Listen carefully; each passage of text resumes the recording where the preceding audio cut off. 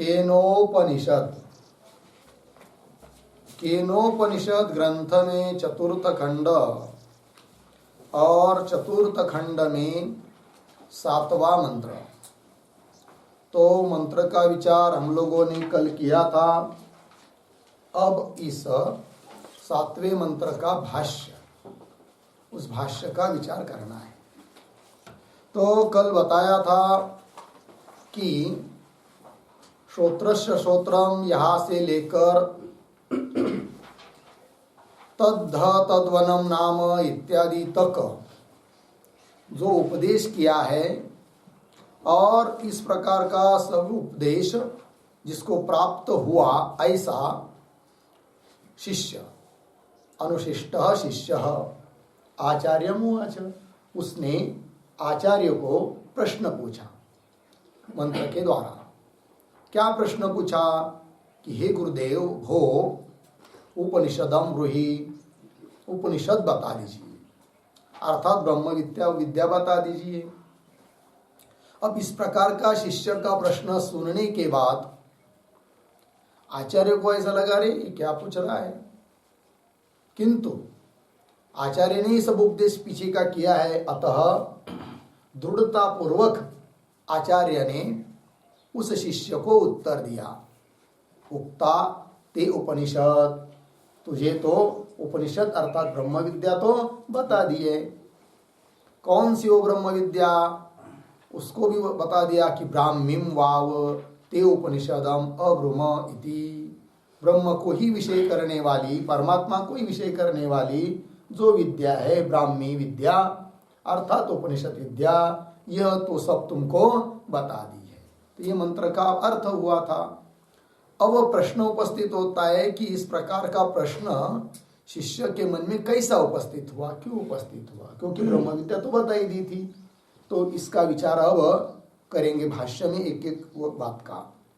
तो भाष्य में देखिए उपनिषदम, तो उपनिषदम ये प्रतीक है, उसका अर्थ कर रहे रहस्यम यच्चिंत्यम, यच्चिंत्यम अर्थात चिंतनार्हम, चिंतनीयम, जो चिंतन करने के लिए योग्य है, ऐसा जो रहस्य उसको कहते उपनिषद। कौन है वो? तो रहस्य शब्द का भी अर्थ होता है ब्रह्म विद्या। रहस्य भी क्या है जी? ब्रह्म विद्या ही है। तो उपनिषदम अर्थात रहस्यम यच्चिंत्यम, यच्चिंत्यम रहस्यम, भो, भो प्रतीक है। भो का अर्थ कर रहे भगवान अर्थात हे गुरुदेव। ब्रूहि इति, तो ब्रूहि इति ये भी प्रतीक है। तो प्रश्न हुआ मंत्र के पहले भाग में कि हे भो, हे गुरुदेव उपनिषदम ब्रूहि, उसका व्याख्यान हुआ। अब आगे देखिए, एवं उक्तवती शिष्ये आह आचार्य, एवं उक्तवती शिष्ये आचार्य आह। ठीक, एवं उक्तवती शिष्य मतलब ऐसा शिष्य बोलने पर, क्यों शिष्य ने इस प्रकार का प्रश्न करने पर, सती सप्तमी, आचार्य आह, तो आचार्य ने भी उस शिष्य को उत्तर दिया। क्या उत्तर दिया? तो आगे उक्ता, तो उक्ता यह प्रतीक है, उसका अर्थ कर रहे अभिहिता। अभिहिता मतलब कथिता, कथन की है क्या, तो कह रहे आगे ते, ते भी प्रतीक है, और ते का अर्थ कर दिया तव, तव या तुभ्यम, तुमको। आचार्य बता रहे हैं ते नाम तव उक्ता अभिहिता, क्या आगे शब्द आया उपनिषद। उपनिषद ये बात पूर्ण विराम, और उपनिषद ये भी प्रतीक है। तो आचार्य ने जो उत्तर दिया वो उत्तरात्मक वाक्य यहाँ पूरा हुआ 3 शब्दों में। क्या कि ते नाम तुभ्यम तव उपनिषद उक्ता, उपनिषद सब ब्रह्म विद्या कह दी है। अब आगे का पुनः सा इति अतः आह मिला, तो का पुनः सा, सा पुनः का इति आह। सा का मतलब होता है वह मतलब उपनिषद ब्रह्म विद्या का कौन सी है? गुरु ने तो कह दिया उक्ता ते उपनिषद विद्या कह दी, किंतु प्रश्न उपस्थित होता है कि गुरुदेव आपने जो ब्रह्म विद्या बता दी है वो कौन सी है, क्या उसका स्वरूप है? तो सा मतलब वह ब्रह्म विद्या का कौन है? पुनः इति आह, तो उस बात को कह रहे ब्राह्मीम। तो ब्राह्मीम ये प्रतीक है, उसका अर्थ कर रहे हैं ब्रह्मणः। ब्रह्मण का अर्थ परमात्मनः, इयम ब्राह्मी ताम। ठीक है जी। तो ब्रह्मणः इयम ब्राह्मी, ये मूल व्युत्पत्ति है। ब्रह्म के संबंधी कि वह ब्रह्म को विषय करने वाली होने से इसको बोलते हैं ब्राह्मी। तो ब्रह्मण इयम ब्राह्मी, तो ब्रह्म कौन? परमात्मनः। तो ब्रह्मणः परमात्मनः इयम ब्राह्मी, और उसकी द्वितीया उस शब्द की ताम ब्राह्मी, अर्थात ब्रह्म को विषय करने वाली कौन? उपनिषद अर्थात विद्या बता दी है। ये कहा क्यों कि अभी तक इसके पहले विशेष करके प्रथम 2 खंडों में जो विद्या गुरुदेव ने शिष्य को उपदेश की बताई है वो परमात्मा को विषय करने वाली ही है। इसलिए ये कहना ठीक ही है कि ब्राह्मीम वावते उपनिषदम अब्रुम बता दी है करके। तो उसी बात का स्मरण करा रहे हैं कि यम ब्राह्मी ताम ब्राह्मीम हुआ इतना परमात्म विषयत्वात् अतीत विज्ञानस्य। तो कैसा पढ़ेंगे इसको? अतीत विज्ञानस्य परमात्म विषयत्वात्। ठीक है। अतीत विज्ञान का मतलब प्रथम 2 खंडों के द्वारा बताया हुआ जो भी ज्ञान है वो सब ज्ञान कैसा है जी? परमात्म विषयत्वात्, परमात्मा विषयक ही वो ज्ञान होने के कारण, ब्रह्म के बारे में ही वो ज्ञान होने के कारण जो विद्या उन 2 खंडों के द्वारा बताई वह सब ब्राह्मी विद्या ही तो है, क्योंकि उसका विषय कौन है? परमात्मा ही है, ब्रह्म ही है। इसलिए कह दिया ब्राह्मीम, मतलब परमात्मा को विषय करने वाली ब्रह्म के बारे में जो विद्या वो बता दी। क्योंकि अतीत विज्ञान अर्थात पहले 2 खंडों में जो भी बताया वह क्या है? परमात्मा के बारे में ही बताया है। वही लिखा है यहाँ पर अतीत विज्ञानस्य परमात्म विषयत्वात्। होगा इतना? आगे चलिए भाष्य में। वाव यह प्रतीक है। वाव का अर्थ कर रहे एव, अवधारण अर्थ में निश्चयात्मक बताने के लिए वाव का अर्थ कर दिया एव। ते उपनिषदम अब्रुम इति, तो ते उपनिषदम अब्रुम इति ये सब प्रतीक है। तो वाक्य का अर्थ क्या हुआ कि निश्चय पूर्वक ही तुमको हमने उपनिषद विद्या बता दी है। ठीक, आगे उक्ताम एव परमात्म विषयाम उपनिषदम अब्रुम इति अवधारयति उत्तरार्थम। मिला जी पंक्ति? अब देखिए, अब आद्य जगत गुरु शंकराचार्य जी महाराज भाष्यकार उक्ता मूल में आया हुआ जो पद है उक्ता ते उपनिषद इत्यादि, इसके द्वारा उस आचार्य ने, कौन आचार्य? कि शिष्य ने प्रश्न पूछने के बाद जिस आचार्य ने उत्तर दिया उस आचार्य का इस वाक्य के द्वारा कहने का क्या अभिप्राय है उस बात को बता रहे हैं भाष्यकार। क्या कह रहे कि उक्ताम एव परमात्म विषयाम उपनिषदम, उक्ताम एव कह दी है, कहा श्रोत्र से श्रोत्रम इत्यादि के द्वारा कही हुई जो विद्या कि जिसका विषय परमात्मा है। तो उक्ताम एव परमात्मा विषयाम, परमात्मा को विषय करने वाली विद्या अर्थात उपनिषद अब्रुम उक्तम। किंतु इस पंक्ति के द्वारा इति अवधारयति, कौन? आचार्य। अवधारयति का कर्ता कौन है? आचार्य। आचार्य मतलब भाष्यकार नहीं, कि यहाँ के आचार्य जिन आचार्य ने उक्ता ते उपनिषद ये कह दिया है। तो अवधारयति, अवधारयति का मतलब होता है निश्चय पूर्वक कह रहे हैं कि यही ब्रह्म विद्या है और वो सब तुमको बता दी। तो बोलेंगे भैया ऐसा अवधारणात्मक निश्चयात्मक क्यों कह रहे हैं? इसलिए कि उत्तरार्थम, उत्तरार्थम का मतलब होता है उत्तर ग्रंथ की संगति लगाने के लिए। उत्तर इसके बाद आने वाला जो मंत्र है कि जिसमें वेद तप दम इत्यादि सब बताए जाएंगे, तो उस ग्रंथ का स्पष्टीकरण करने के लिए इस मंत्र में उक्ताते उपनिषद इस वाक्य के द्वारा आचार्य निश्चयात्मक कह रहे कि ब्रह्म विद्या तुमको कह दी है। लग गया पंक्ति? तो क्या तात्पर्य निकलता है? तो यहाँ पर अवधारयति इसके ऊपर एक टिप्पणी लिखते छोटी सी, लिखते हैं उत्तरार्थम,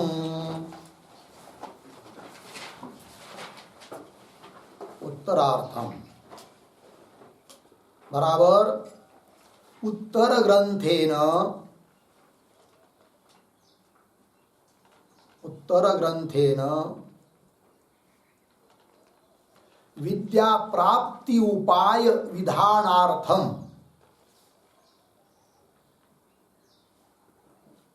विद्या प्राप्ति उपाय विधानार्थम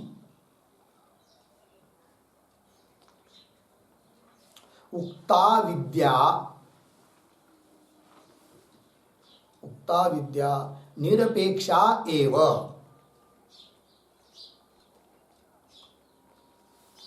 निरपेक्षा एव, कौंस में लिखिए, मोक्षम प्रति, मोक्षम प्रति सहकारी साधनांतर, सहकारी साधनांतर अनपेक्षा एव, अनपेक्षा एव इत्यर्थः, कौंस बंद। आगे इति अवधारयति,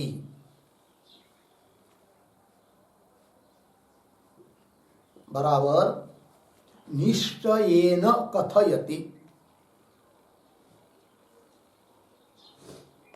निश्चयेन कथयति। ठीक है जी, चलिए भाई अर्थ समझ लेंगे। तो यहाँ पर जो पद आया है उत्तरार्थम, तो देखिए, तो उत्तरार्थम का अर्थ कर दिया उत्तर ग्रंथेन विद्या प्राप्ति उपाय विधानार्थम। मतलब उत्तर ग्रंथ का मतलब होता है 7वें मंत्र के बाद आगे आने वाला 8वां 9वां इत्यादि जो भी मंत्र है आगे बचे हुए, तो उस उत्तर ग्रंथ के द्वारा जो बात बताई जा रही है वह विद्या प्राप्ति का उपाय है, न कि विद्या का अंग है। उपनिषद विद्या का वो कारण है, दम तप इत्यादि वो करेंगे तो विद्या प्राप्त होगी, विद्या प्राप्ति के लिए कारण है, किंतु विद्या का अंग नहीं है। मतलब क्या?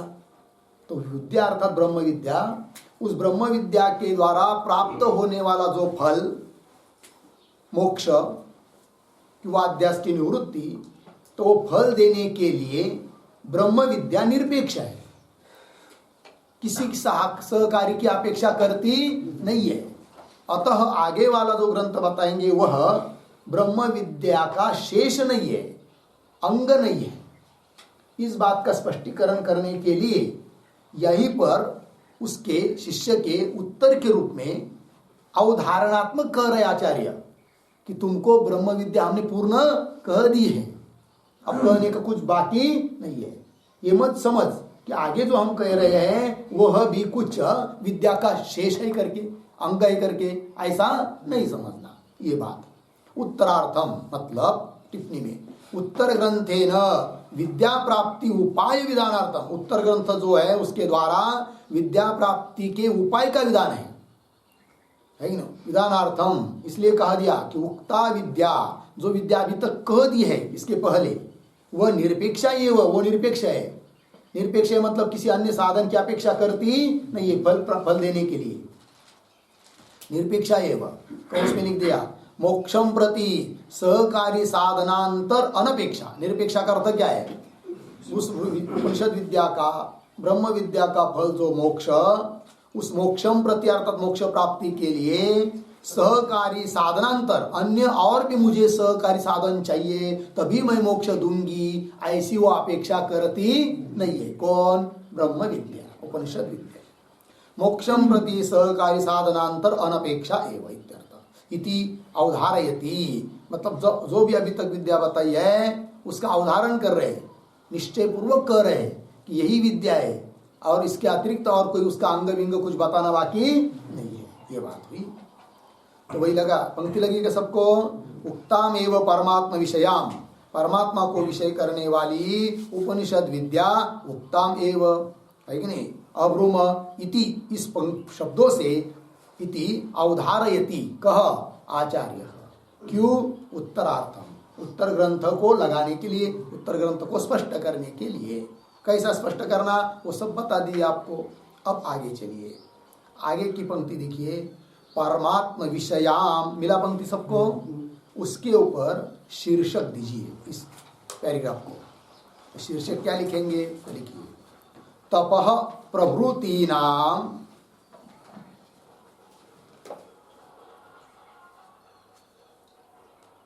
तपः प्रभृतीनाम ब्रह्म विद्यायाः, ब्रह्म विद्यायाः अशेषत्व प्रतिपादनम, अशेषत्व प्रतिपादनम,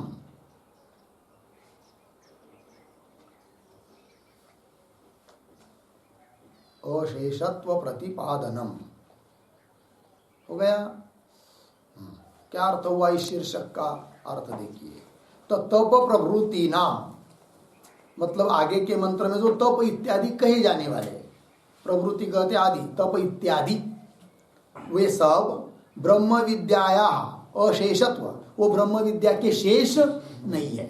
मतलब ब्रह्म विद्या का जो फल है उस फल प्राप्ति के लिए ब्रह्म विद्या को उनकी तप आदि की सहकारिता अपेक्षित नहीं है, ये उसका अर्थ। तो ब्रह्म विद्याया अशेषत्व प्रतिपादनम होगा इतना। अब आगे चलिए भाष्य में।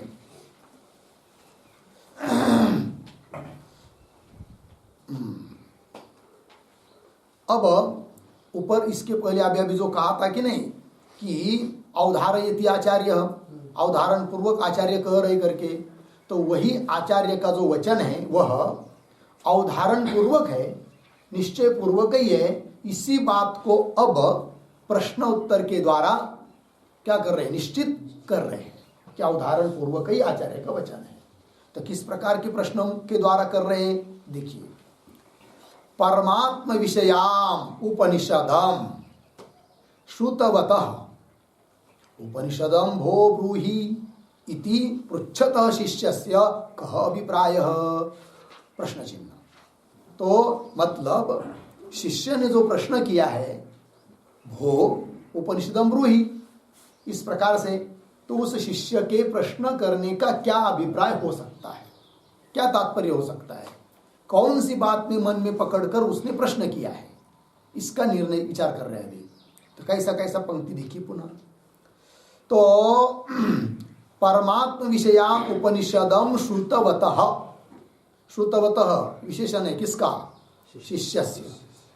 और पुनः कैसा शिष्य? पृच्छतः शिष्यस्य। तो शिष्यस्य इसकी दो विशेषण हुई, श्रुतवतः पृच्छतः, ठीक है ना। तो श्रुतवतः क्या, श्रुतवतः क्या सुन चुका है वो, है कि नहीं? तो परमात्म विषयाम, परमात्मा है विषय जिसका, इस प्रकार का जो उपनिषद अर्थात ब्रह्म विद्या, उपनिषद शब्द से क्या लेना है? ब्रह्म विद्या।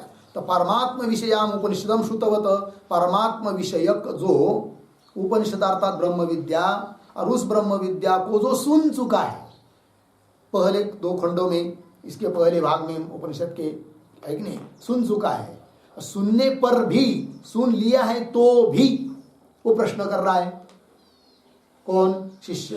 किस प्रकार से? प्रश्न का आकार क्या है उसके? तो उपनिषदम भो ब्रूहि, हे गुरुदेव उपनिषद बताइए, इति पृच्छतः, ऐसे पूछने वाले शिष्य का क्या अभिप्राय है।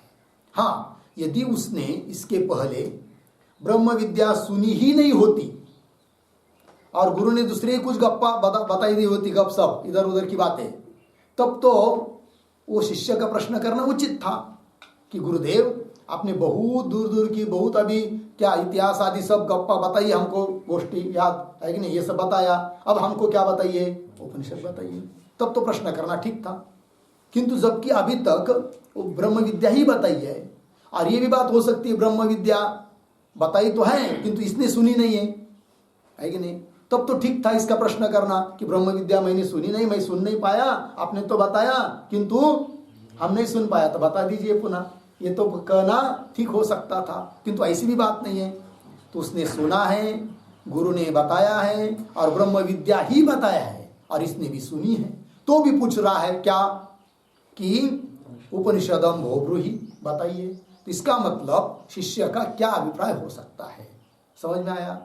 तो पृच्छ इति पृच्छतः शिष्यस्य कः अभिप्राय, हो गया ना इतना प्रश्न चिन्ह। आगे चलिए, यदि तावत् श्रुतार्थस्य प्रश्नः कृतः ततः पिष्टपेशनवत् पुनरुक्तः अनर्थकः प्रश्न स्यात्। अब देखिए, अब समझ लीजिए कोई ऐसा अभिप्राय बताएगा शिष्य का, है कि नहीं। कोई कहेगा अरे भाई शिष्य का अभिप्राय तुमको समझ में नहीं आ रहा है, उसमें क्या कठिन बात है। शिष्य का यह अभिप्राय है कि उसने तो ब्रह्म विद्या सुनी है, किंतु सुने हुए के बारे में पुनः पूछ रहा है, तो उसमें क्या है। तो बोल रहे ऐसा नहीं हो सकता, क्योंकि यदि जो सुना है उसी के बारे में यदि वो प्रश्न पूछेगा तो उत्तर भी तो वही देना पड़ेगा, फिर तब तो पिष्ट पेशन हो जाएगा। पिष्ट पेशन का मतलब होता है क्या, जो पीस चुके हैं उसी को पुनः पीसना, है कि नहीं। तो वो कोई काम का नहीं होता है। जैसे गेहूं पीस दिया और बोलेंगे भाई अभी 1 घंटा लाइट तो रहने वाली है, क्या हम करें बैठे बैठे, चलो अब क्या करते, पुनः उस आटे को पुनः डाल देते हैं, तो कोई फल है उसका, कुछ नहीं है, निष्फल है वो सब, पिष्ट पेशन। उसी प्रकार जो बताया और उसी के बारे में पूछ रहा है और वही पुनः कहेंगे तो क्या सब क्या हो जाएगा, पिष्ट पेशन। पंक्ति देखिए, यदि तावत श्रुतस्य अर्थस्य, यदि तावत मतलब सबसे पहले यदि ऐसा सोचेंगे तो क्या कि श्रुतार्थस्य प्रश्नकृत, जो अर्थ सुना है उसी का पुनः, उसी के बारे में पुनः प्रश्न पूछा है, प्रश्नकृत, तब करे ततः, यदि ऐसा सोचेंगे तो ततः पिष्ट पेशनवत् पुनरुक्तः अनर्थक स्यात्, पिष्ट पेशन की तरह हो जाएगा, पुनः पुनः वही कहा हो जाएगा, पुनरुक्त हो जाएगा तो अनर्थक होगा, उसका कोई फल निकलेगा नहीं। इसलिए शिष्य का ऐसा अभिप्राय तो हो नहीं सकता है। कैसा कि हमने जो सुना है उसी के बारे में पुनः बताइए, यह अभिप्राय हो नहीं। अच्छा, शिष्य इतना कमजोर भी नहीं है क्या, अरे गुरुजी आपने तो बताया, हमने सुना भी किंतु याद नहीं रहा, पुनः बताइए। इतना कमजोर नहीं, वो तो क्या है, धारण शक्ति वाला है, उसको सब याद है, इसलिए इस प्रकार का प्रश्न उसका हो नहीं सकता। आगे देखिए, अथ, मिला पंक्ति, अथ शब्द का अर्थ करना यदि, तो वाक्य को पढ़ता हूं, अथ सावशेषोक्तोपनिषद स्यात् ततः, तत् शब्द है ना आपकी पुस्तक में, गीता प्रेस में, तत् है, ऐसा नहीं, क्या चाहिए वहां, ततः ऐसा चाहिए। ततः तस्याः फलवचनेन उपसंहार न युक्त, की आपत्ति आ जाती है। ध्यान दीजिए, पुनः पढ़ता हूं, क्या कह रहे, अथ, अथ शब्द का क्या अर्थ किया, यदि।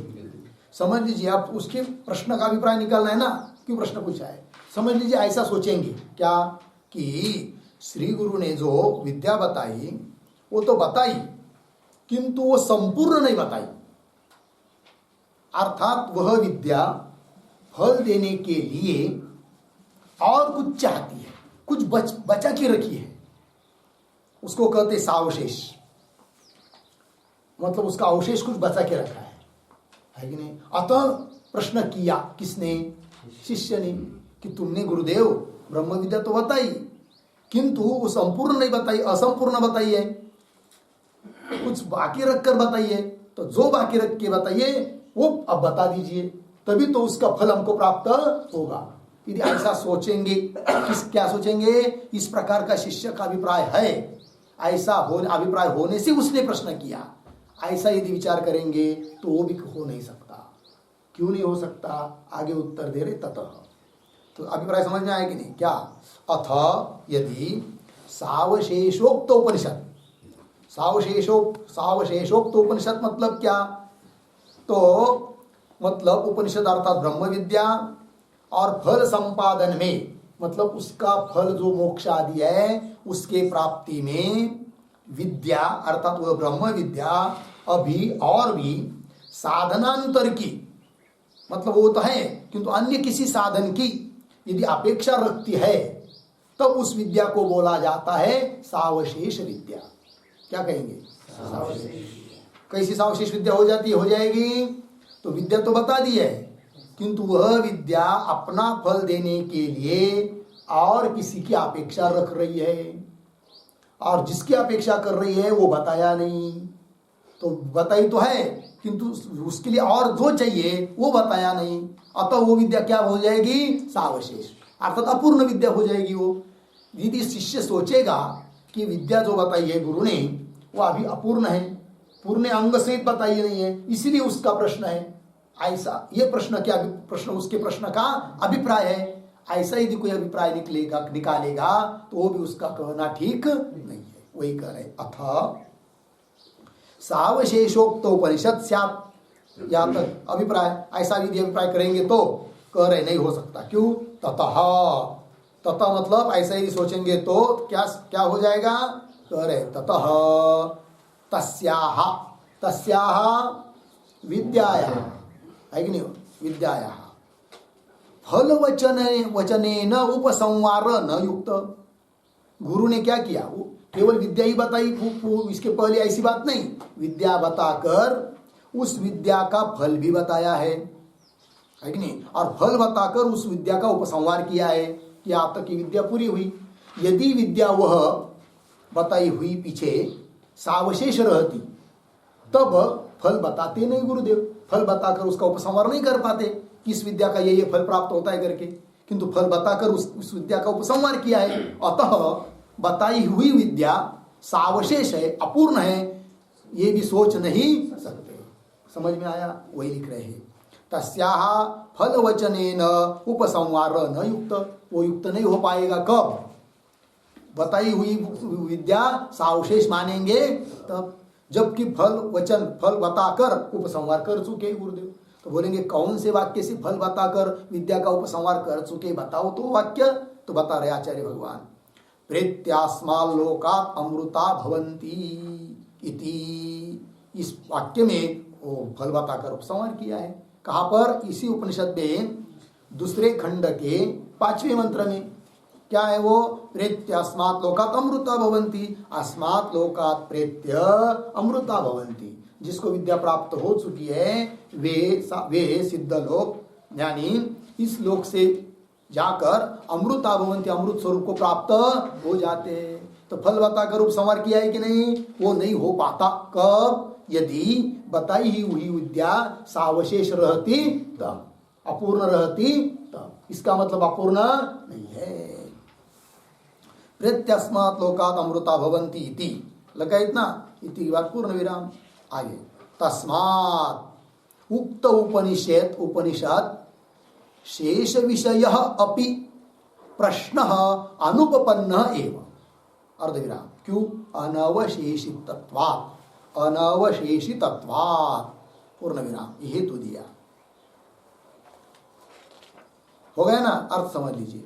तस्मात्, तस्मात् मतलब वो विद्या सावशेष नहीं है, इसलिए उक्तोपनिषद, उक्तोपनिषद मतलब जो अभी तक ब्रह्म विद्या बताई है वह शेष विषय अपि प्रश्न, उसके बारे में शेष विषयक प्रश्न है, ये कह नहीं सकते। मतलब शिष्य का यह अभिप्राय नहीं हो सकता। कौन सा? कि गुरुदेव आपने ब्रह्म विद्या बताई किंतु वह अपूर्ण है, उसका शेष अंग कुछ बाकी है, तो ये कह नहीं सकते, क्योंकि वह विद्या बताई हुई विद्या सावशेष नहीं है, अनवशेष है। मतलब उसका बताने का कुछ बाकी नहीं है, पूर्ण रूप से बताई है। ठीक है ना? इसलिए तस्मात् उक्तोपनिषद शेष विषय अपि प्रश्न है कि नहीं, शेष विषय अपि प्रश्न अनुपन्न। शेष विषय, शेष का मतलब होता है फलोपकारी अंग। शेष का मतलब क्या है? फलोपकारी अंग। फल प्राप्त विद्या का फल जो है मोक्ष आदि, उसकी प्राप्ति का अंग उस विद्या को चाहिए। यदि ऐसा सोचते हैं तो उसको कहते हैं शेष। तो शेष विषय अपि प्रश्न अनुपन्न, मतलब शिष्य का प्रश्न शेष विषयक है, अंग विषयक है, ये भी कह नहीं सकते। अनुपपन्न, शेष विषय अपि प्रश्न अनुपपन्न एवं। क्यों? हेतु दे रहे अनवशेषितत्वात्।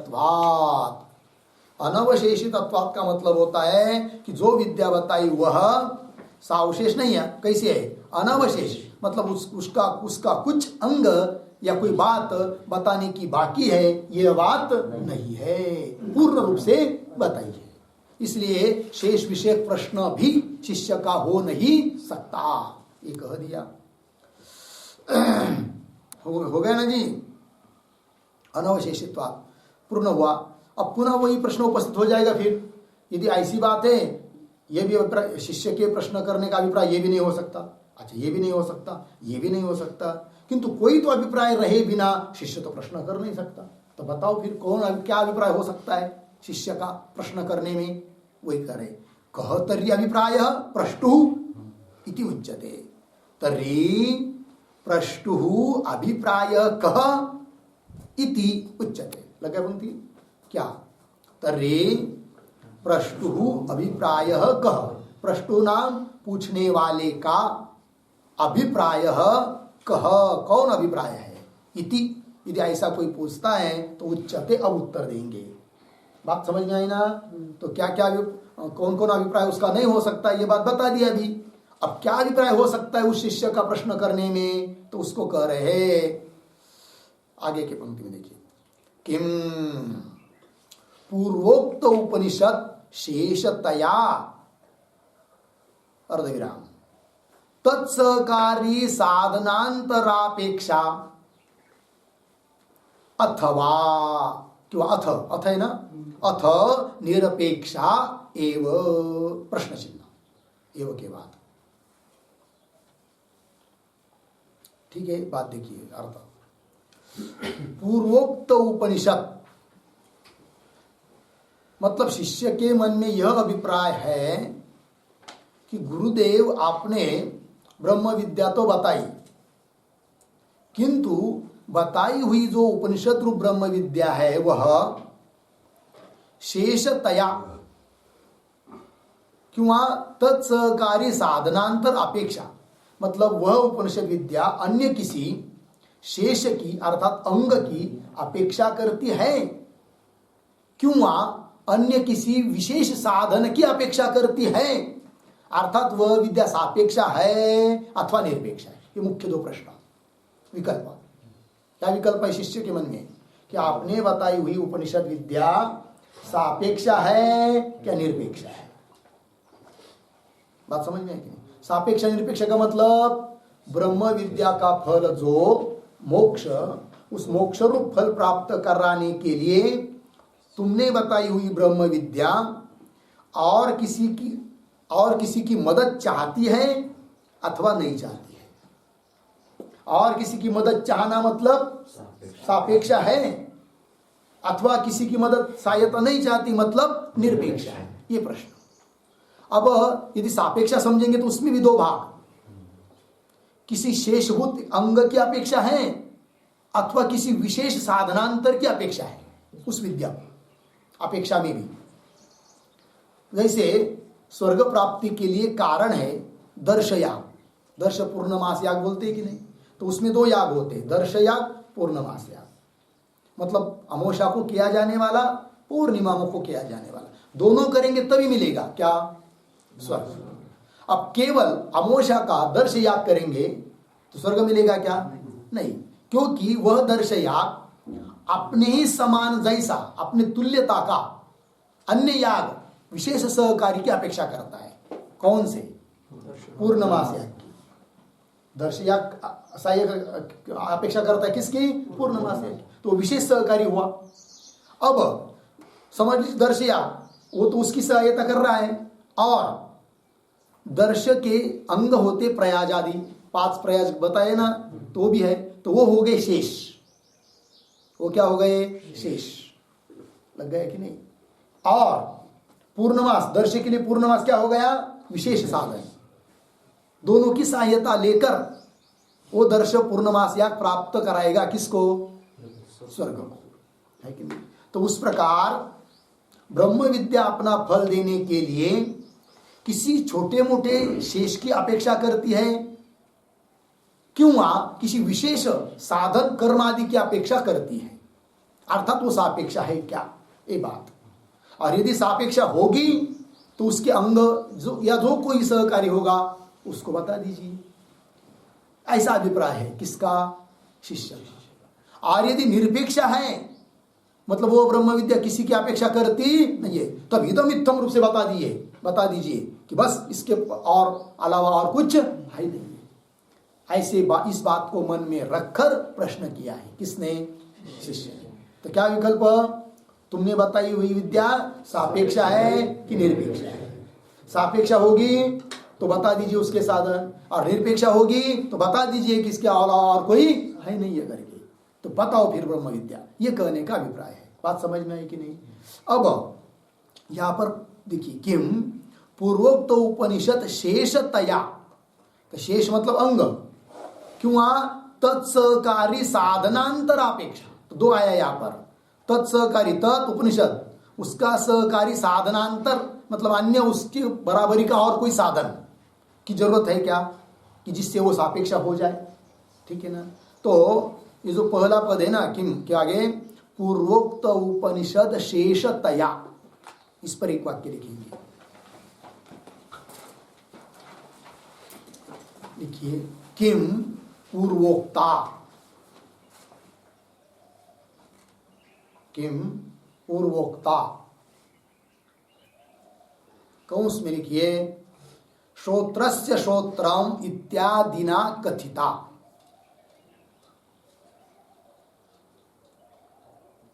श्रोत्रस्य श्रोत्रम इत्यादिना कथिता, कंस बंद। आगे, उपनिषद शेषतया, उपनिषद शेषतया अन्यत् अपेक्षते, अन्यत् अपेक्षते, पूर्ण विराम। शेष शब्देन, शेष शब्देन फलोपकारी अंगम,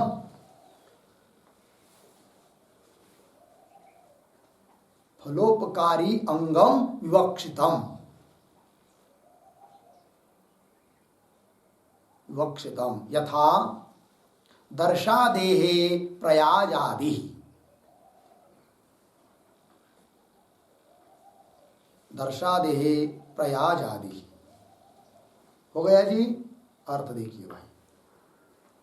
तो किम पूर्वोक्ता कौन? उपनिषद ब्रह्म विद्या। कहां पर पूर्वोक्ता? श्रोत्र से श्रोत्रम इत्यादि न कथिता। उपनिषद शेषतया मतलब उपनिषद अर्थात ब्रह्म विद्या श्रोत्र से श्रोत्रम इत्यादि के द्वारा बताई हुई उपनिषद अर्थात ब्रह्म विद्या वह शेषतया अन्यद अपेक्षते, शेष करके अन्य की अपेक्षा करती है क्या? शेष मतलब, तो शेष का अर्थ कर रहे, शेष शब्दे न फलोपकारी अंगम विवक्षितम, फलोपकारी अंग को कहते क्या? शेष। लग गया कि नहीं? तो फलोपकारी अंगम विवक्षितम यथा उदाहरण दर्शादेहे प्रयाज आदि, दर्श याग के लिए अंग है कौन? प्रयाज आदि अंग। ठीक है, एक बात हो गई। तो इसको व्यवहार का उदाहरण देकर भी समझाएंगे, किंतु उसके पहले भाष्य में आगे का शब्द जो आया है कौन सा? तत्सहकारी साधनांतरापेक्षा, यह आया कि नहीं? उसके ऊपर भी एक वाक्य लिखते हैं, लिखते हैं सहकारी शब्देन,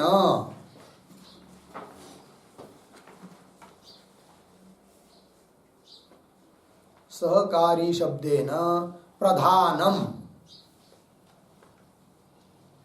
प्रधानम समुच्चयार्धम, समुच्चयार्हम विवक्षितम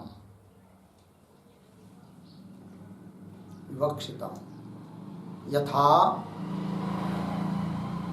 यथा दर्श पूर्णमासौ एव मिथः, दर्श पूर्णमासौ एव मिथः।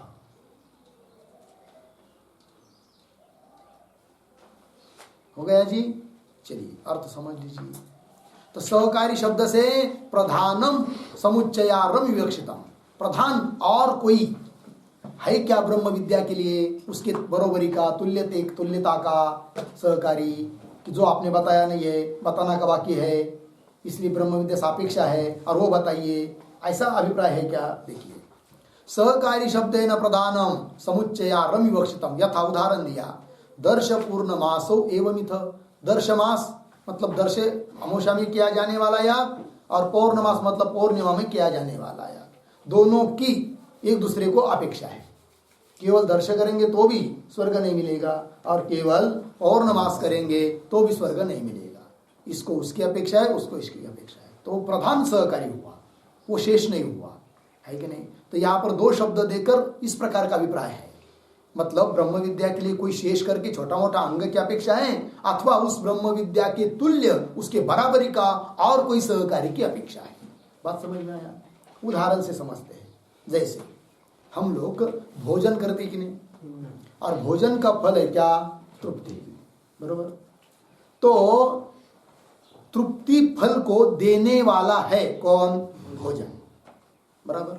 किंतु समझ लीजिए आपको भोजन दिया, खिलाया, और 2-3 दिन पहले ही कह दिया कि भाई परसों हमारे यहाँ आमंत्रण है, आपको आना है, और आपने क्या किया कि बहुत बढ़िया बढ़िया खाने को मिलेगा, इसलिए 3 दिन से कुछ खाया भी नहीं, और गए फिर भोजन के लिए समय पर, और जाने के बाद आपके सामने केवल रोटी रख दी, 2-4 रोटी रख दिया, उसके साथ चटनी नहीं, भाजी सब्जी भी नहीं, कुछ नहीं, रोटी रख दी।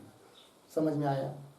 और चाहे तो बहुत ज़्यादा हुआ, थोड़ा सा नमक रख दिया साथ में, अब खाया, भोजन तो हुआ, किंतु उस भोजन से पेट तो भर जाएगा, तृप्ति नहीं होगी, क्योंकि तृप्ति प्राप्त भोजन का फल जो तृप्ति, उस तृप्ति को पाने के लिए भोजन को सहकारी चाहिए थे, वो नहीं है। तो रोटी के लिए सहकारी कौन चाहिए था? सब्जी। अरे सब्जी कैसी हो गई? प्रधान सहकारी हुआ उसके तुल्यते का। बहुत बार तो ये भी हो सकता है, रोटी देने पर वो कहेगा हम नहीं खाएंगे, क्यों? किसके साथ खाए? अथवा केवल सब्जी रख देंगे सामने तो भी नहीं खाएगा, क्या खाएंगे? इसके कुछ है नहीं रोटी बेटी। मतलब दोनों कैसे हुए? समान हुए कि नहीं? दोनों रहेगा तब क्या होगी? तृप्ति होगी। तो तृप्ति रूप फल पाने के लिए जैसे रोटी को सहकारी की अपेक्षा है सब्जी की, और सब्जी को सहकारी की अपेक्षा है रोटी की, तो प्रधान हुए। दूसरे शब्द में आया हुआ तत्सहकारी साधन अंतर अपेक्षा, इतना हुआ। अब समझ लीजिए, ध्यान दीजिए। अब आपके सामने रोटी भी रख दिया 2-4 जितनी चाहिए आपको, और सब्जी भी रख दिया, खा भी लिया, समझ लीजिए पेट तो भर जाएगा, किंतु तृप्ति कड़े करने आएगा। क्यों? तो दोनों तो हैं, सब्जी भी है, रोटी भी है। रोटी के लिए प्रधान सहकारी सब्जी, सब्जी के लिए प्रधान सहकारी रोटी, दोनों है, किंतु शेष नहीं है। तृप्ति रूपी फल प्राप्त होने के लिए भोजन को जो सहकारी चाहिए था, क्या? अचार, पापड़, चटनी, ठेसा, ऊपर से थोड़ा सा घी, है कि नहीं? हाँ, ये सब चाहिए था, और वो है नहीं है, केवल क्या रख दिया आपके सामने? सब्जी और रोटी, है कि नहीं? तो वो क्या हुए? बाकी के अचार, पापड़, ये क्या हुई? शेष, है कि नहीं? तो जैसे भोजन को अपना फल तृप्ति देने के लिए उस भोजन में शेष करके अचार, पापड़ इत्यादि की जरूरत है, बरोबर? और प्रधान सहकारी की जरूरत है रोटी को सब्जी की, सब्जी को रोटी की। अर्थात भोजन सापेक्ष हुआ तृप्ति रूप फल देने के लिए। उस प्रकार शिष्य का कहना है कि जो आपने ब्रह्म विद्या बताई, तो ब्रह्म विद्या ही केवल अपना फल देगी, या उसके लिए कोई उसके बराबरी का सहकारी साधन चाहिए, कर्म, उपासना आदि, जो आपने बताया नहीं? अर्थात सापेक्ष है वो विद्या। एक बात, क्यों? कर्म आदि की अपेक्षा नहीं है, उसके बरोबरी का कोई नहीं चाहिए, ब्रह्म विद्या ही चाहिए। किंतु उसके शेष, जैसे इधर बताया कि नहीं, पापड़ आदि, आचार आदि, उस प्रकार कोई शेष बाकी है जो बताया नहीं अभी तक, बताना बाकी है, और वो बताएंगे तब वो पूर्णी होगी। ऐसा है क्या? और ऐसा है तो वो बता दीजिए, यदि सापेक्ष है तो। ये उसका अभिप्राय है। समझ में आया? अभी पंक्ति देखिए, किम, भाष्य में मिला, किम पूर्वोक्त उपनिषद शेषतया, इसका अभिप्राय समझ में आया। और पुनः तत्सहकारी साधनांतरापेक्षा, ये भी समझ में आया। फिर अपेक्षा, इस प्रकार में से दोनों में से किसी की भी अपेक्षा होगी तब उस विद्या को कहा जाएगा क्या? सापेक्षा। एक बात ये हो गई। दूसरा विकल्प, अथ मतलब अथवा निरपेक्षा, कि वह विद्या कैसी है? निरपेक्ष है। निरपेक्ष है मतलब अपना फल देने के लिए और किसी की अपेक्षा रखती नहीं है, निरपेक्षा ही वह। उन दोनों में से क्या है? समझ में आया? हाँ। अब यदि सापेक्षा चेत, समझ लीजिए वो विद्या कैसी होगी? सापेक्षा। सापेक्षा चेत, यदि सापेक्षा है तो अपेक्षित विषयाम उपनिषदम ब्रूहि, यह अभिप्राय है शिष्य का। अपेक्षित विषयाम, जिसको अन्य विषय की अपेक्षा है ऐसी विद्या बताइए, है नहीं? और जो उसके अंग बचे हैं वो बताइए, यह अभिप्राय है ब्रूहि। तो क्या लिखा है? सापेक्षा चेत, इसके बाद क्या है? अपेक्षित विषयाम, आया ना? उस पर एक वाक्य, उसका विग्रह लिख लीजिए। अपेक्षितम विषयः यस्याः, अपेक्षितम विषयः यस्याः सा अपेक्षित विषया, अपेक्षित विषया विद्या, ताम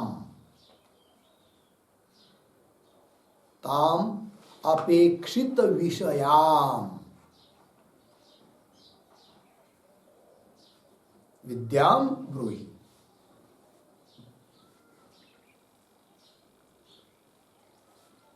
विद्याम ब्रूहि हो गया जी। अर्थ देखिए भाई, अपेक्षित विषय यस्याह, अपेक्षित है विषय जिसके लिए, सा उसको कहेंगे क्या? अपेक्षित विषय। द्वितीय में फिर ताम, अपनी अपेक्षित विषयाम उपनिषदम विद्या। हो गया ना जी? अपेक्षित है विषय जिसके लिए, उसको कहेंगे अपेक्षित विषयाम उपनिषदम ब्रूहि। अर्थात उसके लिए जो अपेक्षित है वो बता दीजिए, यदि सापेक्षा है तो। बात हुई? अथ, ये हुआ ना, अथ, ये बात पढ़ लिया है ना। अथ, अथ पुनः आया। अथ, अथ मतलब अथवा निरपेक्षा चेत, समझ लीजिए वो ब्रह्म विद्या कैसी है? निरपेक्षा है। तब क्या करो? तब बता रहा है शिष्य का अभिप्राय बता रहे। देखिए, अथ निरपेक्षा चेत अवधारय पिप्पलादवत् न अतः परम अस्ति इति एवं अभिप्राय। पूर्ण विराम। ठीक है जी। वाक्य देखिए, अतः निरपेक्षा चेत, समझ लीजिए वो ब्रह्म विद्या कैसी है? निरपेक्षा है। और निरपेक्षा यदि है तो शिष्य का अभिप्राय, फिर यदि गुरुदेव वो विद्या यदि निरपेक्षा है तो अवधारय। अवधारय मतलब आप निश्चय पूर्वक बता दीजिए। बोलेंगे किस तरह? कि जैसे प्रश्नोपनिषद में पिप्पलाद मुनि ने अपने शिष्य को बताया है। क्या बताया? कि पिप्पलादवत, क्या बताया? न अतः परम अस्ति, अतः परम न अस्ति, इसके पर, इसके अलावा और दूसरा कुछ नहीं है, यही है। इस प्रकार अवधारय निश्चय पूर्वक बता दीजिए तब तो। लेकिन ऐसा अभिप्राय है किसका? शिष्य का। देखिए, निरपेक्षा चेत अवधारय पिप्पलादवत् न अतः परम अस्ति, अतः परम न अस्ति इति एवं, इस प्रकार से अवधारण कीजिए, निश्चय पूर्वक बता दीजिए। इति एवं अभिप्राय, यह अभिप्राय है किसका? शिष्य का। एवं अभिप्राय ना, मतलब यह अभिप्राय है किसका? अभिप्राय शिष्य का अभिप्राय है। ऊपर आया था ना इस अभी ऊपर, किम के आगे कह तर्री अभिप्राय प्रष्टु, प्रष्टु तर्री प्रष्टु अभिप्राय कह, ऐसा अभिप्राय, यह अभिप्राय है। तो क्या अभिप्राय समझ में आया भाई? उसका अभिप्राय क्या है शिष्य का प्रश्न करने में? तो क्या अभिप्राय हुआ कि आपने बताई हुई जो ब्रह्म विद्या है वह यदि सापेक्षा है तो उसके लिए जो अपेक्षित विषय है वो बता दीजिए, एक बात। और आपने बताई हुई विद्या यदि निरपेक्ष है तो उदाहरण पूर्वक निश्चय पूर्वक कह दीजिए कि इसके बाद अब कुछ है नहीं, ऐसा अभिप्राय है। और ऐसा अभिप्राय मन में रखकर शिष्य ने प्रश्न किया है, भो उपनिषदम ब्रूहि, गुरुदेव उपनिषद बता दीजिए। लग गया पंक्ति। अब ये तक हुआ ना अभिप्राय, तो गुरु भी बहुत पक्के हैं। तो गुरु ने कह दिया हाँ विद्या तो निरपेक्षा है, और निरपेक्षा होने के कारण गुरुदेव ने आगे का वाक्य जो बताया वो अवधारण पूर्वक ही बताया है, निर्धारण पूर्वक ही बताया है। कौन सा आगे का वाक्य? मंत्र में उक्ता ते उपनिषद, तुमको उपनिषद विद्या तो कह दी है। ये गुरु का वाक्य कैसा है? अवधारण पूर्वक है। क्यों? कि उपनिषद विद्या कैसी है? निरपेक्षा है, इसलिए अवधारण पूर्वक है। हुआ कि नहीं? अभी तक के चिंतन के अनुसार क्या हुआ जी? शिष्य के प्रश्न करने का अभिप्राय क्या, इसका निर्णय हुआ। हो गया कि नहीं? अब गुरु ने जो आगे के वाक्य में उत्तर दिया है उक्ता ते उपनिषद, तो अवधारण पूर्वक गुरु का कहना है, इसको अब सिद्ध करना है।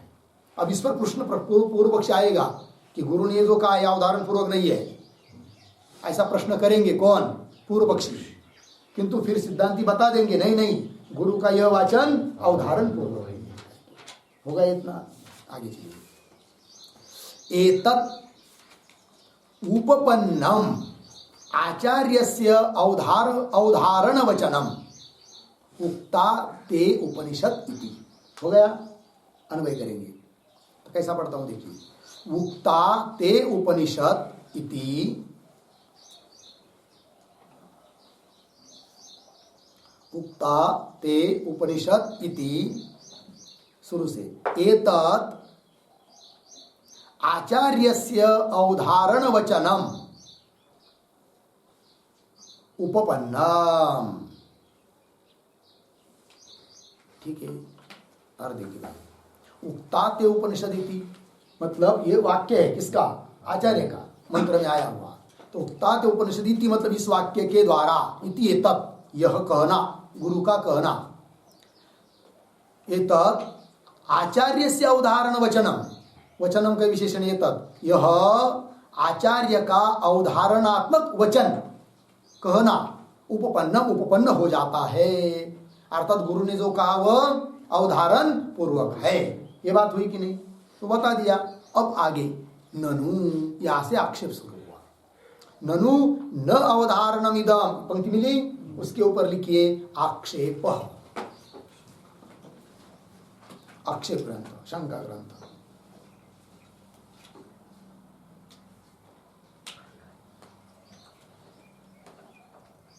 आक्षेप, तो क्या आक्षेप है भाई? तो पढ़ता हूं। ननु न अवधारणम इदम, ननु इदम अवधारणम न। पूर्व पक्षी बोल रहा है ये जो आचार्य का गुरु का वचन है ना वो अवधारण पूर्वक नहीं है। बोले कैसे? कैसा तुमको समझ में आया कि अवधारण पूर्वक नहीं है करके? तो वो बता रहा है हेतु। कौन? पूर्व पक्षी। यतः, क्योंकि अन्य वक्तव्यम आह, और भी कुछ जो बताना चाहिए था वो बता दिया है आगे के मंत्र में। यदि अवधारण पूर्वक वचन रहता तो जो आगे कुछ बता रहे वो नहीं बताते, कि बता देते कि यही हो गया, पूरा बता दिया, सब कुछ बता दिया, जाओ घरे, ये कहते।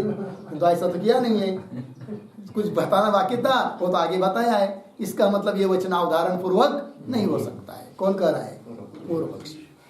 यतः, क्योंकि अन्यत् वक्तव्यम आह, क्या कहा है? आगे का मंत्र का है तस्य तस्यै तपोदम इत्यादि। तो तस्य मतलब उस ब्रह्म विद्या को अपना फल संपादन करने में तप दम इत्यादि बताया है आगे। इसका मतलब यह होता है कि यह जो अभी गुरु का आचार्य का वाक्य है वह अवधारण पूर्वक नहीं है। बात समझ में आई? देखिए पुनः, ननु न अवधारणम इदम, मिला? इस पर एक वाक्य लिखते हैं। इदम आया ना यहाँ, तो लिखे इदम,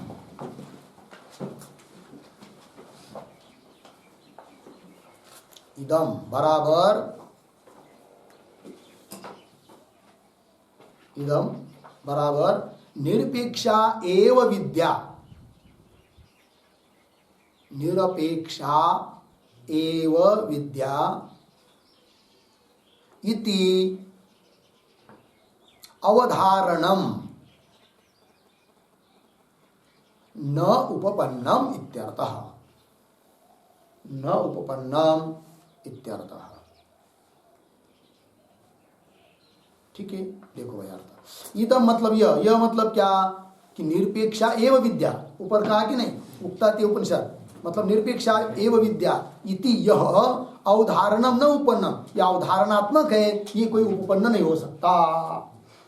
क्यों? यतः, है कि नहीं, आया ना, यतः अन्य वक्तव्यमाह, अन्य जो बताना है, बताने के लिए योग्य है वो आगे बता दिया है। यदि उदाहरण पूर्वक वचन होता तो आगे कुछ नहीं बताते, तो बता तो दिया है। क्या बताया? तस्यै तपोदम इत्यादि, हो गया ना, ये आक्षेप हुआ। आक्षेपकर्ता ने क्या बताया कि ये आचार्य का वचन उदाहरण पूर्वक नहीं है, ये बात बताई, हेतु दिया उसके लिए। उसने क्या हेतु दिया कि आगे कुछ तस्यै तपोदम इत्यादि बताया है, मतलब विद्या के लिए, विद्या को फल प्राप्त करने के लिए सहकारी अंग बताए हैं। इसका मतलब यह उदाहरण नहीं हो सकता, ये कहना हुआ किसका? पूर्व पक्षी का। तब आगे उत्तर दे रहे सत्यम, मिला पंक्ति, सत्यम, इसके ऊपर लिखिए समाधानम।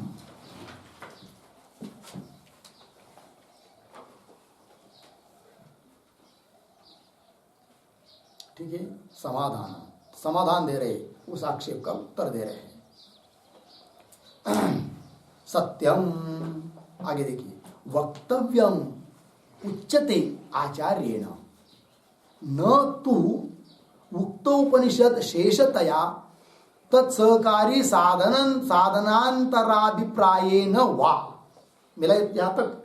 थोड़ा अन्वय करेंगे तो कैसा? सत्यम, उसके बाद दो शब्द छोड़कर आचार्येण वक्तव्यम उच्यते, आचार्येण वक्तव्यम उच्यते। आगे तू उक्त उपनिषद शेषतया तत्सहकारी साधनांतराभिप्रायेण वा न।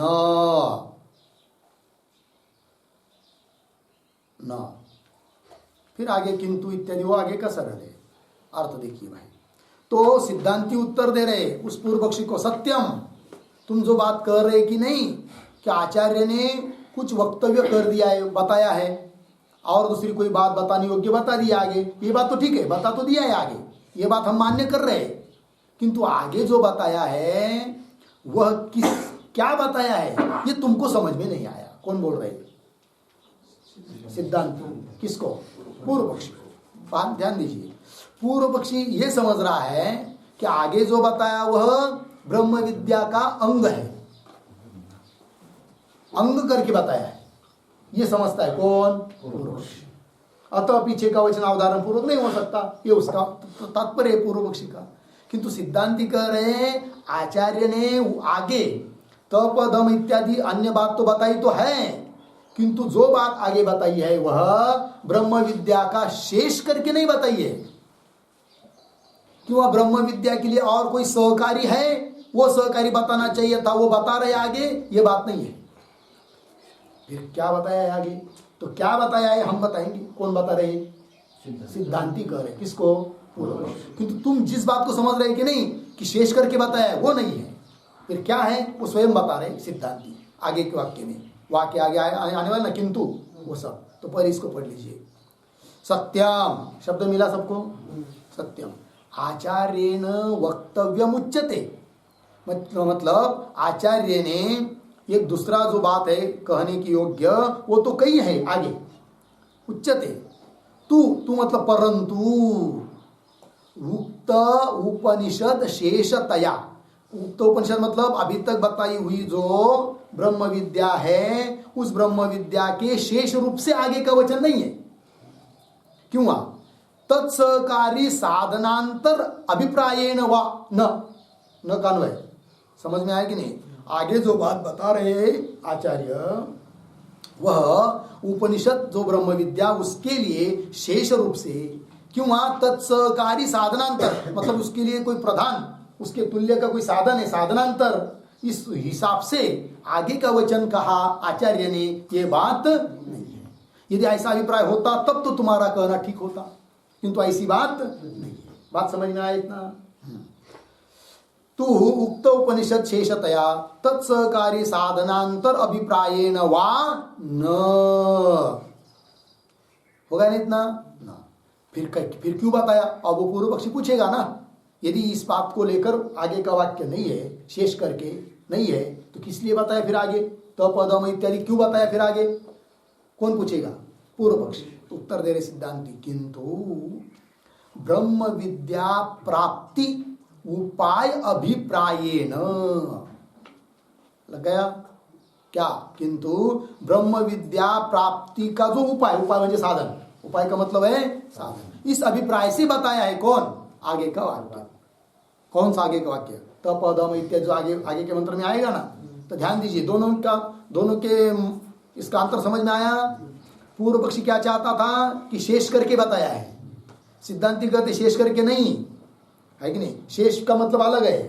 फिर सिद्धांती क्या कहते हैं? विद्या प्राप्ति का वो उपाय है। आगे का वाक्य क्या है? विद्या प्राप्ति का उपाय तब आई, अतः वो शेष नहीं है। तो थोड़ा सूक्ष्मता है, ध्यान दीजिए। तो कोई समझेगा भाई विद्या प्राप्ति का शेष नहीं है, अंग नहीं है, और विद्या प्राप्ति का उपाय है, तो क्या दोनों में अंतर है? तो शेष का मतलब तो बता दिया बार बार। शेष का मतलब क्या होता है? अपना फल प्राप्ति के लिए अंग सहकारी, वो शेष होता है कि नहीं? और विद्या प्राप्ति का उपाय मतलब वो ब्रह्म विद्या प्राप्त होने के लिए वो उपाय है, मतलब वो उपाय करेंगे तब इत्यादि तो ब्रह्म विद्या प्राप्त होगी। किंतु प्राप्त हुई ब्रह्म विद्या अपना फल देने में उसकी अपेक्षा नहीं करती है। उससे विद्या उत्पन्न हुई, किंतु वह विद्या आगे का फल देने के लिए, अपना फल देने के लिए उसकी अपेक्षा नहीं करती कि वो रहेगा इसके साथ साथ तभी फल मिलेगा, ये बात नहीं है। समझ में आया? आपको मोटरसाइकिल के द्वारा होल तक तो पहुंचा दिया और आगे आपको बस पकड़कर जाना है भीड़ में, किंतु वो बस इसकी अपेक्षा नहीं कर रही है कि मोटरसाइकिल मेरे साथ रहेगी तभी मैं भीड़ को पहुंचा दूंगी, है कि नहीं? यद्यपि अपेक्षा किसके लिए है? आपको होल तक पहुंचने के लिए अपेक्षा तो है मोटरसाइकिल की, किंतु उसके बाद बस जो भीड़ को पहुंचाने वाली है वो ये नहीं चाहती क्या कि अब मेरे साथ मोटरसाइकिल भी आएगी तब मैं ले जाऊंगी करके। बात समझ में आया ना? तो उदाहरण दूसरा, अभी भोजन का उदाहरण दिया था कि नहीं? तो देखिए, तो तृप्ति के लिए भोजन, आचार, पापड़, इस सहकारी की तो अपेक्षा कर रहा है। बात समझ में आई कि नहीं? किंतु समझ लीजिए, अब आपको बताया किसी ने कि जाओ भाई 2 लोग आने वाले, भोजन बनाओ, ठीक है, किंतु आप नए हैं, भोजन कैसा बनाना पता नहीं। तब आपको बता दिया एक काम करो कि वहाँ पर चावल रखे हैं और आटा रखा है और वो ऐसा साँधो, चपाती बनाओ, ये सब बताया। तो अब देखिए, भोजन के लिए, भोजन निर्माण के लिए उपयोगी तो है कौन? आटा, चावल, दाल आदि, किंतु उन दाल आदि, आटा आदि के द्वारा भोजन बनने पर वह भोजन अपना फल तृप्ति देने के लिए भले अन्य अंगों की अपेक्षा कर रहा होगा, किंतु आटा, चावल, दाल की अपेक्षा नहीं कर रहा है, क्योंकि उससे वो बन गया अभी। तो आटा चावल फिर कारण ही नहीं है क्या? है, भोजन निर्माण में कारण है, किंतु भोजन का फल जो तृप्ति, उसके लिए वो अंग नहीं है। बात समझ में है कि नहीं? उस प्रकार यहां पर क्या कि ब्रह्म विद्या उत्पन्न होने के लिए साधक को जो साधना करनी चाहिए वो तो आगे बताई जा रही, तप आदि। तो वो तप आदि क्या है? ब्रह्म विद्या उत्पत्ति के लिए एक साधन है, किंतु उत्पन्न हुई ब्रह्म विद्या अपना फल मोक्ष या अध्यास निवृत्ति, उसके लिए इन तप आदि की वो हमारे साथ साथ ही चाहिए, ऐसी अपेक्षा नहीं करती है। समझ में आया? तो पूर्व पक्षी क्या समझता था कि आगे जो तप आदि बताया है वो तो बताना बाकी था, वो बताया, इसका मतलब यह उदाहरण वचन नहीं हो सकता है। किंतु उसको उत्तर दिया कि वो आगे तो बता रहे आचार्य, बात ठीक है, किंतु शेष करके नहीं बता रहे हैं, न कि सहकारी रूप से बता रहे हैं, अपितु वो जो बता रहे वो विद्या प्राप्ति के लिए, विद्या उत्पन्न होने के लिए बता रहे हैं, न कि ब्रह्म विद्या के लिए सहकारी चाहिए इसलिए बता रहे हैं। बात समझ में आ रही ना? इसलिए यह जो वचन है आचार्य का उत्ताते उपनिषद, यह उदाहरण पूर्वक ही वचन है, अर्थात ब्रह्म विद्या निरपेक्षा है, सापेक्षा नहीं है। हो गया पंक्ति? पंक्ति देखिए कहा तक आए? हाँ, किंतु मिला ना, किंतु ब्रह्म विद्या प्राप्ति मिला का सबको? किंतु ब्रह्म मतलब आगे जो बताया है ना वो किस लिए बताया है वो बता रहे आगे, किस लिए नहीं ऊपर बताया, पूर्व पक्षी का खंडन करते हुए, शेष करके नहीं बताया है। फिर किस लिए बताया है तब आदि वो बता रहे हैं। किंतु ब्रह्म विद्या प्राप्ति, ब्रह्म विद्या की प्राप्ति साधक की बुद्धि में करनी है, तो उस प्राप्ति का उपाय अभिप्रायेण, क्या उपाय? अभिप्रायेण आचार्येण उक्तम, आगे या ऐसा लगाना है। होगा इतना? अब पुनः प्रश्न आएगा तो बोलेंगे भाई ये कैसा तुमको समझ में आया? क्या आगे जो बताया है वह ब्रह्म विद्या का शेष नहीं है, अपितु उपाय है, ब्रह्म विद्या प्राप्ति का उपाय है, किंतु इसका शेष नहीं है, ब्रह्म विद्या का शेष नहीं, ये कैसे समझ में आया? तो उसके लिए हेतु दे रहे हैं, वेदैहि तद अंगैहि च सहपाठेन समीकरणात् तप प्रभृतीनाम। मिला पंक्ति? न ही वेदानाम शिक्षादि अंगानाम च साक्षात ब्रह्म विद्या शेषत्वम तत्सहकारी साधनत्वम वा संभवति। ठीक है, अर्थ समझ लीजिए। वेदैहि, ध्यान दीजिए, तो आगे जो बात बताई है केवल तप दम इतना ही बताया, ये बात नहीं, और भी कुछ बताया है। क्या बताया? वेद और वेद के अंग, शिक्षा, ज्योतिष आदि होता है कि नहीं, उनका भी उल्लेख हुआ है। तो ध्यान दीजिए, तो कह रहे हैं, सिद्धांती उत्तर दे रहे हैं कि ब्रह्म विद्या के लिए शेष वेद अथवा शिक्षादि होते हैं क्या? नहीं होते। बराबर है। ब्रह्म विद्या की उत्पत्ति के लिए कारण हो सकते हैं, ध्यान दीजिए, उत्पत्ति बात अलग है, शेष बात अलग है।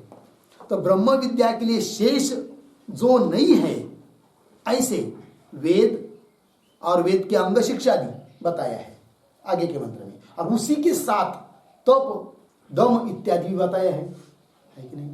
तो जो ब्रह्म विद्या के अंग नहीं हो सकते, ऐसे जो साधन वेद और शिक्षादि, उसके साथ साथ तप इत्यादि का पाठ हुआ है। अतः जैसे वो वेद और वेद के अंग ब्रह्म विद्या के शेष नहीं है, अतः उसी के साथ पढ़े हुए तप दम वे भी ब्रह्म विद्या के शेष नहीं हो सकते। यदि ब्रह्म विद्या के लिए तप दम इत्यादि शेष होते तो उनका पाठ उन अंगों के साथ नहीं किया होता।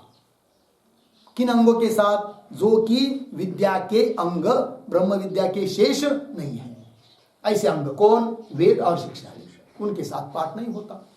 उनके साथ पाठ है और वो वे सब उपनिषद ब्रह्म विद्या के अंग शेष नहीं है, अतः उनके साथ पाठ होने से तप दम इत्यादि भी ब्रह्म विद्या के शेष नहीं है। उत्पत्ति के साधन है, किंतु फल ब्रह्म विद्या का जो फल है उसके प्राप्ति के लिए वो सहकारी नहीं है, शेष नहीं है। बात समझ में आई? हेतु दिया जा रहा है, ठीक है ना?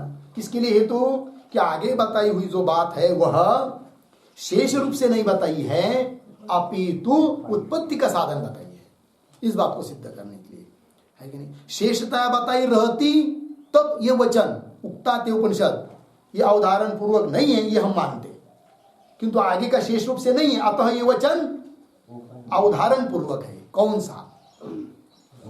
उक्ताते उपनिषद, ये अवधारण पूर्वक वचन है। बात समझ में आया कि नहीं? पंक्ति देखिए, वेदैहि, सबको मिला? वेदैहि तदंगैहि च। तदंग मतलब वेदांग, वेद के अंग, व्याकरण, शिक्षा, ज्योतिष आदि जो होती है कि नहीं, निरुक्त, ये सब। वेदैहि तदंगैहि च, उन अंगों के साथ, वेदों के साथ, सहपाठेन, साथ साथ पाठ होने के कारण, समीकरणात्, सहपाठेन समीकरणात्, समीकरणात् का अर्थ लिखिए समत्व आपादनात्।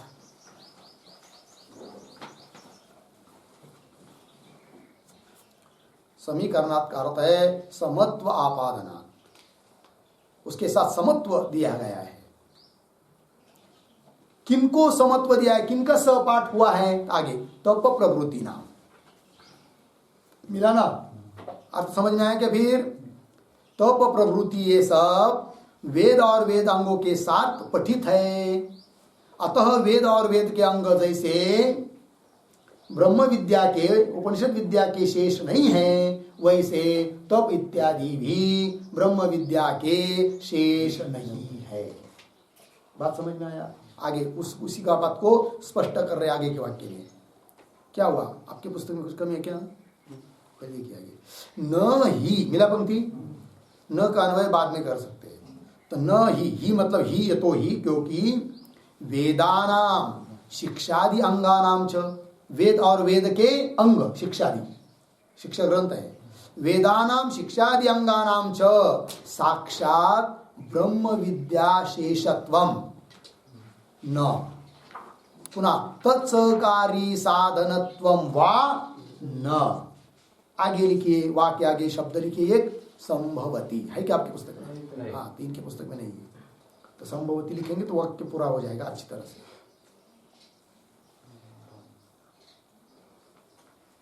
हो गया ना? वाक्य कैसा लगाया? न का अन्वय किसके साथ किया? इधर न संभवती। हाँ, तो कैसा पुनः देखिए, ही वेदानाम शिक्षादि अंगानाम, वेद और वेद के अंग वे सब साक्षात ब्रह्म विद्या शेषत्वं न संभवती, साक्षात ब्रह्म विद्या के वो शेष नहीं है। साक्षात नहीं है मतलब परंपरे से है कि नहीं? तो वहां पर एक वाक्य लिखिए, साक्षात ब्रह्म विद्या शेषत्व आया ना, उस पर एक वाक्य लिखिए, वेदानाम शिक्षादि अंगानाम,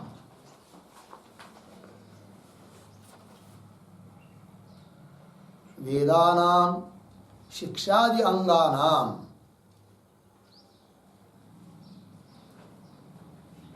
विद्याजनकत्व रूप, विद्याजनकत्व रूप विद्याशेषत्वे, विद्याशेषत्वे मिला, विद्याजनकत्व रूप विद्याशेषत्वे सत्यपि, सत्यपि फलोपकार्यंगत्वम, फलोपकार्यंगत्वम न संभवती, न संभवती, ये उसका अर्थ है। ठीक है जी? क्या तात्पर्य है? कि वेद और शिक्षादि अंग है, ठीक है ना, विद्याजनकत्व रूप विद्याशेषत्व उसमें है। किसमें? वेद और वेदांगों में क्या है? विद्याशेषत्व है, लेकिन कैसे?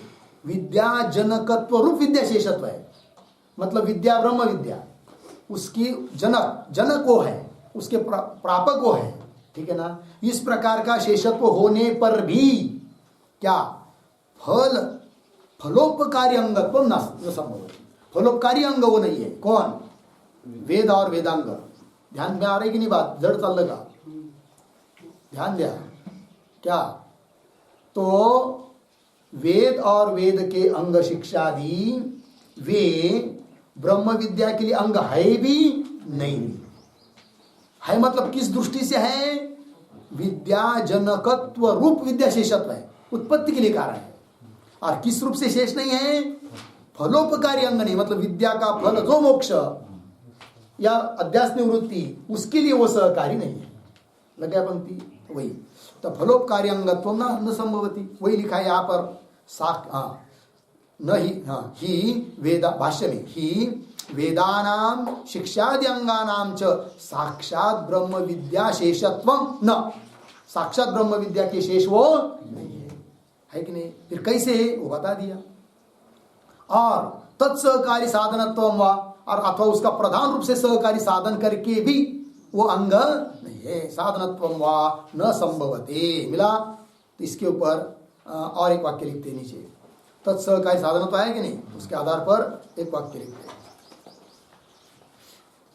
तात्पर्य बता रहे फिर आगे अंतिम के वाक्य का। विद्यांगत्वहीनैः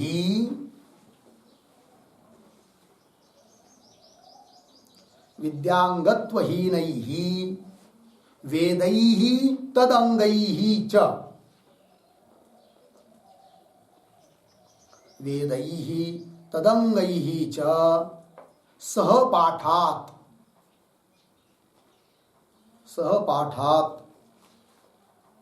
तप प्रभृतीनां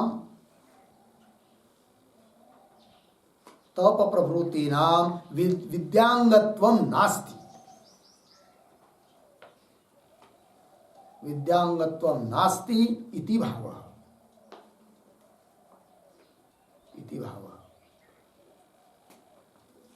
हो गया जी। चलिए भाई, क्या तात्पर्य क्या निकला? विद्यांगत्व ही नहीं, विद्यांग से रहित है कौन? वेद और वेदांग।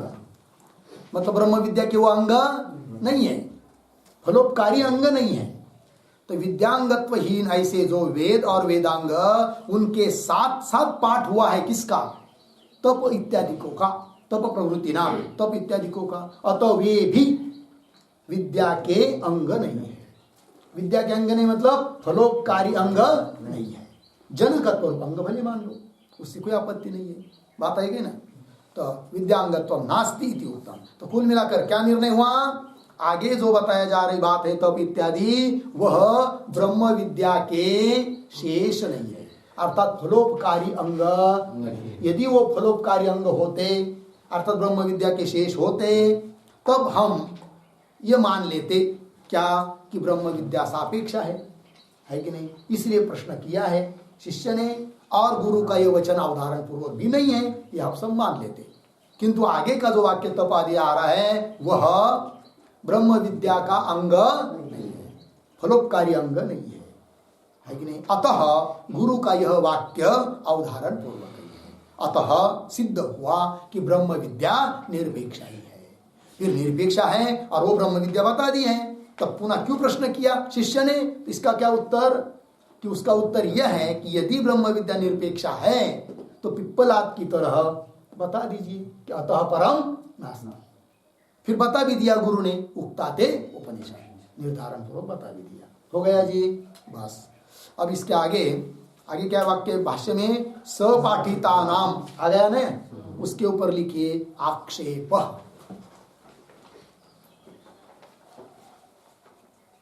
आक्षेप ग्रंथ पुनः शंका की जा रही है अभी, किंतु उस आक्षेप का विचार हम लोग कल करेंगे। ठीक है। ओम पूर्णमदः पूर्णमिदं पूर्णात् पूर्णमुदच्यते पूर्णस्य पूर्णमादाय